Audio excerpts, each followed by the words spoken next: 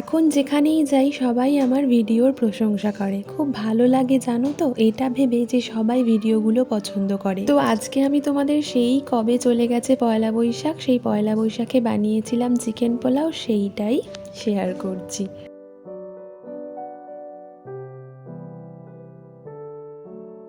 চিকেনটাকে কিভাবে ম্যারিনেট করে রেখেছিলাম তোমরা তো দেখেই নিলে। এইবার ঘিয়ের মধ্যে গোটা গরম মশলা ফোড়ন দিয়ে চিকেনটাকে ভালো করে কষিয়ে ভেজে নিচ্ছি। চিকেন পোলাও সেই কবে পেটের মধ্যে গিয়ে হজম হয়ে গিয়ে আবার খাওয়ার ইচ্ছে হয়ে গেল, আর এখন আমি ভিডিও পোস্ট করছি।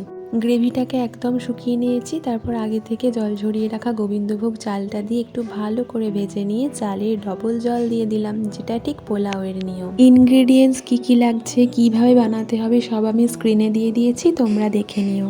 ওপর থেকে ঘি, গরম মশলা আর বেরেস্তা ছড়িয়ে খুব অল্প সময়ে সহজ পদ্ধতিতে ঝটপট করে চিকেন পোলাও বানিয়ে নাও।